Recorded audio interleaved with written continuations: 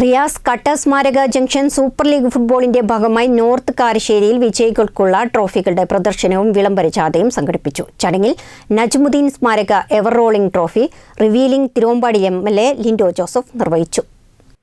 North കാരശ്ശേരിയിൽ റിയാസ് കട്ട സ്മാരക ജംഗ്ഷൻ സൂപ്പർ ലീഗ് ഫുട്ബോളിന്റെ ഭാഗമായാണ് നോർത്ത് കാരശ്ശേരിയിൽ വിജയികൾക്കുള്ള ട്രോഫികളുടെ പ്രദർശനവും വിളംബരജാഥയും സംഘടിപ്പിച്ചത്.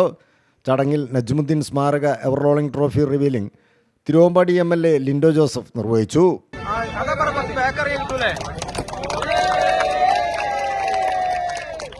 കാരശ്ശേരി ഗ്രാമപഞ്ചായത്ത് പ്രസിഡന്റ് അബ്ദുൽ അക്ബർ ജാഥ ഫ്ലാഗ് ഓഫ് ചെയ്തു.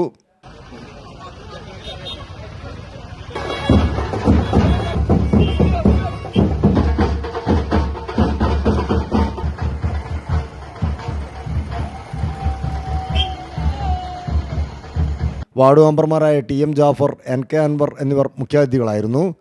Junction super league football tournament coordinator doctor Riyas Kunkancheri ചടങ്ങിൽ അധ്യക്ഷനായി.